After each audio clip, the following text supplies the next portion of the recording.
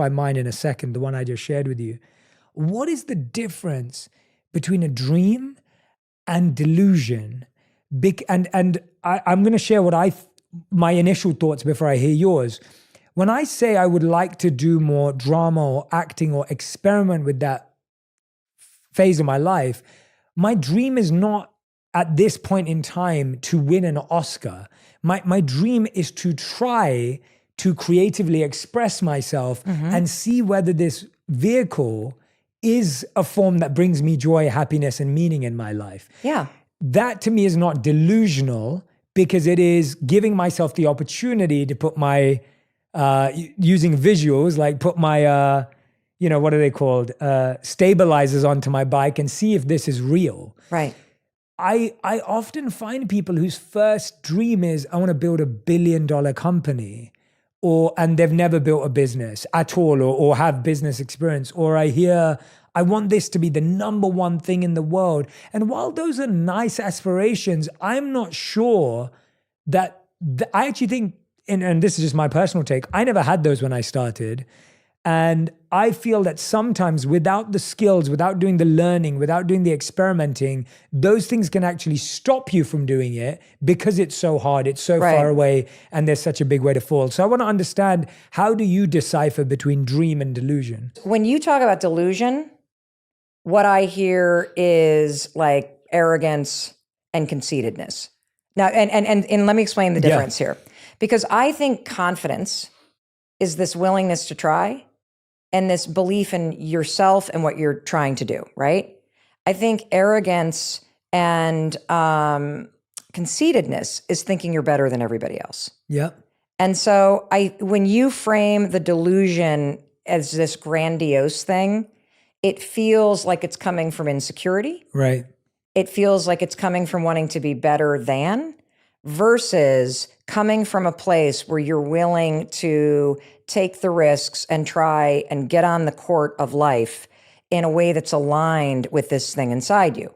And so that's what I process in my own brain when you ask me the question, what's the difference between dreams and delusions? Yeah. Now, if you have a true dream, is it ever delusional? And my answer to that is never. And here's why. I believe that dreams are not meant to be achieved.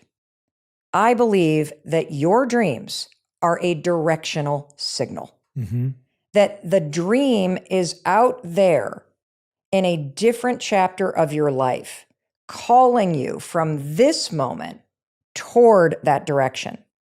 And that the reason why you still have this burning flame inside you that relates all the way back to something that you did when you were younger that you frickin' loved is because when you walk toward acting and what that requires of you to get on the court and walk toward that dream.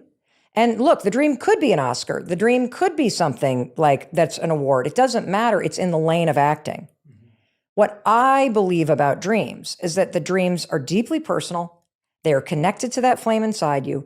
You were hardwired with them when you were born. It is absolutely part of why you're curious about things, why you're interested in things. Naturally, this is part of your natural intelligence. And that when you get on the court and you start walking toward them, that is what's supposed to happen. Because if you allow yourself to take on some roles in acting, it's going to make something come alive inside of you. That's the purpose of your dreams.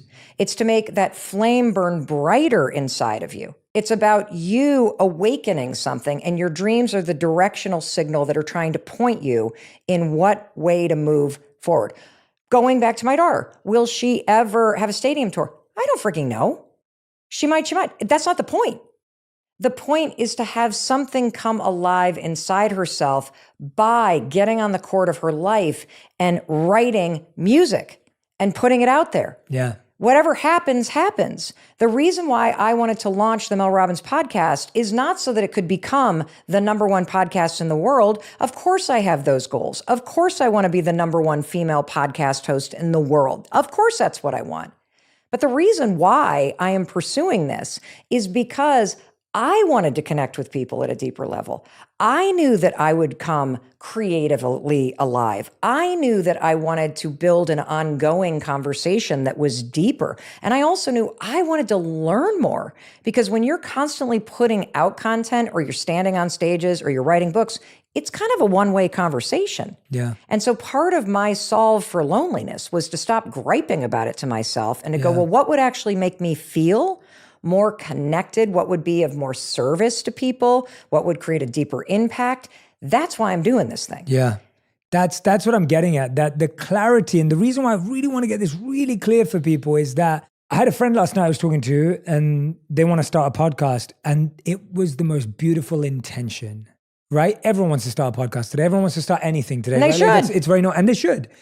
But what I've learned is that anything I've started intentionally has not only more likely brought out the consistency and creativity for me, it's not only been successful, it's also made me happy. And so what I'm trying to get to is, how do you plant a seed that goes all the way from not only growing consistently to giving you joy as it grows, to then giving you that flower, to then giving you that fruit, to then giving you the seed to do more, rather than like, I got the flower, we then cut it, it then broke. And, so when I look at it, I go, I think a lot of people are so obsessed with the result that all they get might be the result.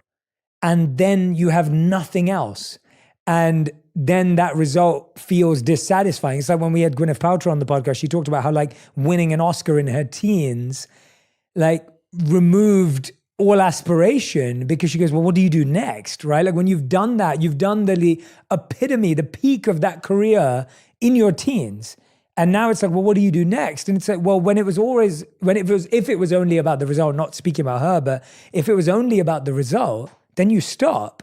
And so I just want to clarify that what you just said is, you started it not to be number one. You started it because of the impact you wanted to make, the stories you wanted to tell, the connection with your audience. And I think if people leaned more into that, to me, that's the real dream. Yeah. And it's interesting. I keep bringing up my daughter because she's an artist. Yeah. And when she leans into the fact that she's not trying to impress her friends in her pop music program, she's not trying to impress anybody. Yeah. She wants to tell stories. Yeah.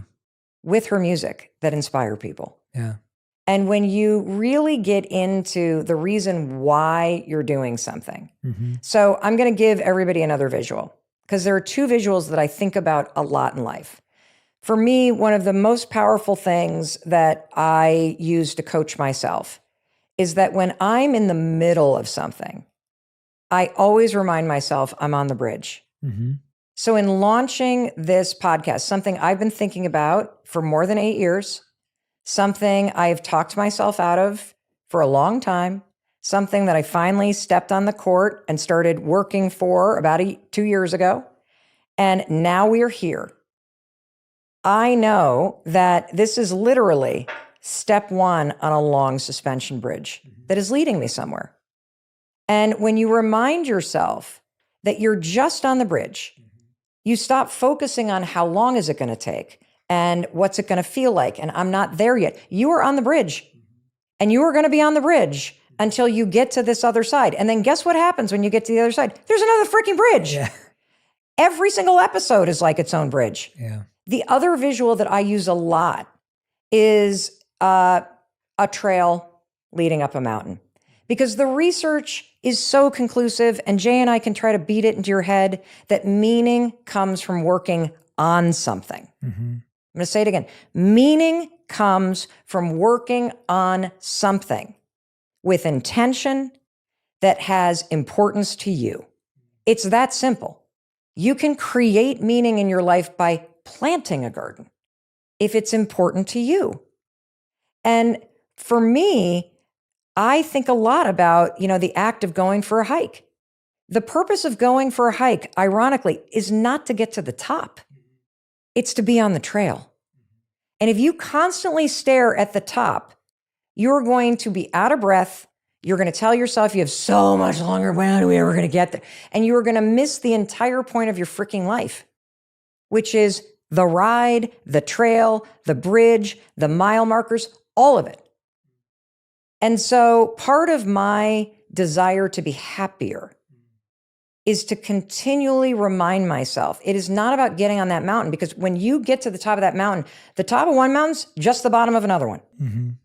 And if you're going up, eventually you got to come back down. Like, that is just life. If you focus on the freaking trail, whatever step you're on, and you keep reminding yourself, this is going to lead me somewhere, that is where the meaning comes in your life. Mm-hmm. Because Jay and I will both tell you guys that you put all this effort into writing a book, it publishes, you're like, okay, now what?